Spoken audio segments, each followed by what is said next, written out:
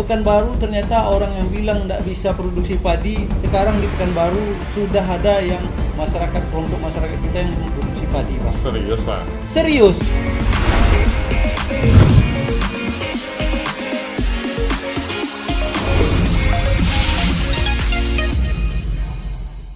Assalamualaikum warahmatullahi wabarakatuh.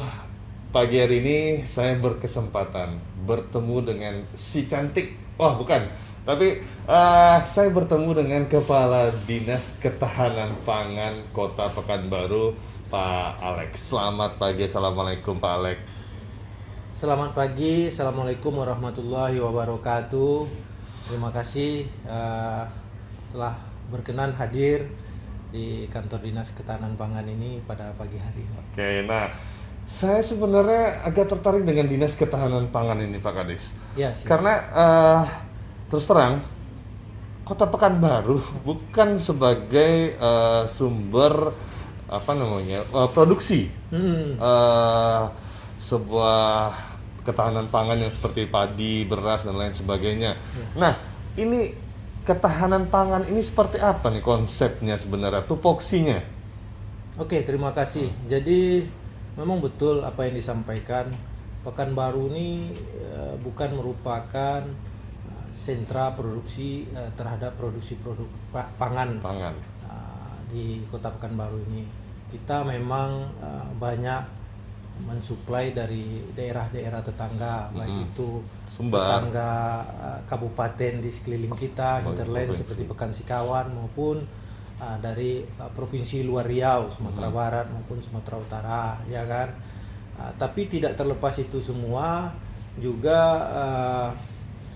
di beberapa daerah pinggiran Kota Pekanbaru ini masih bisa kita kembangkan untuk produksi pangan yang terbatas lah, seperti cabai maupun sayuran-sayuran yang lain, ataupun kita juga bisa mengajak masyarakat untuk produksi pangan untuk kebutuhan rumah tangga lah dengan sistem urban farming atau pertanian perkotaan lah ya gitu kan, seperti dengan lahan-lahan terbatas memproduksi pangan untuk secukupnya di rumah aja ya. Di rumah, malahan mungkin bisa untuk menambah ekonomi keluarga lah, seperti hidroponik ataupun yang lain-lainnya.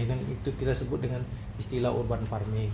Jadi ketahanan pangan ini sendiri fungsinya, Dinas Ketahanan Pangan ini fungsinya sebetulnya lebih pada fungsi koordinasi. Koordinasi kita bagaimana mengkoordinasikan kebutuhan pangan untuk masyarakat Kota Pekanbaru ini sehingga bisa bertahan untuk kebutuhan pangan di Kota Pekanbaru ini. Jadi apa-apa strategi, apa-apa pemecahan, apa-apa solusi nanti inilah yang kita analisa, kita rencanakan untuk selanjutnya bisa dieksekusi oleh stakeholder teknis lainnya di pemerintah Kota Pekanbaru ataupun stakeholder yang berada di luar pemerintah Kota Pekanbaru seperti Bulog terus ataupun Dinas Pertanian. Dinas Pertanian kan stakeholder di pemerintah kota itu kan, Disperindak, ataupun kita juga ada di hilirnya itu tusi kita, yaitu mengenai keamanan konsumsi pangan.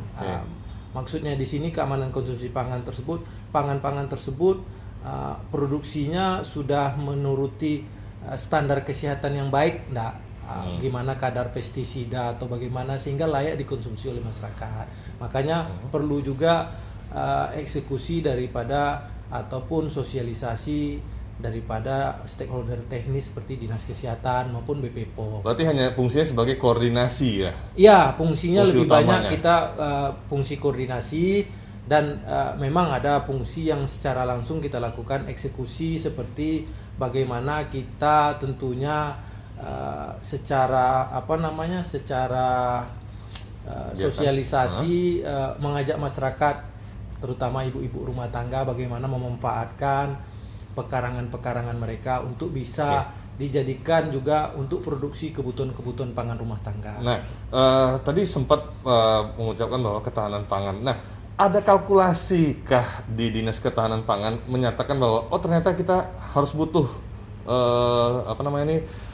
beras yang harus stok banyak karena ini bakalan akan ada pemakaian atau penggunaan beras yang cukup banyak? Ya, itulah fungsinya pemerintah daerah. Dalam hal ini tentu OPD teknis seperti kami Dinas Ketahanan Pangan, kita harus menghitung berapa sih kebutuhan pangan masyarakat masing-masing jenis produk pangan tersebut. Contohnya seperti yang Pak sampaikan tadi, kebutuhan akan Hari besar misalnya. beras di hari besar. Tentu kan ada skala-skalanya, ada prioritas ataupun ada kebutuhan yang mungkin berbeda di hari-hari biasanya, ya kan kayak gitu. Inilah yang mesti kita analisa dan mesti kita lakukan perencanaan serta apa langkah-langkah strategis yang mesti diambil oleh pemerintah kota. Dalam hal ini tentunya OPD teknis seperti Dinas Pertanian. Misalnya kita kebutuhan akan produksi beras kita sekian ton, sekian ratus ribu ton kebutuhannya per tahun.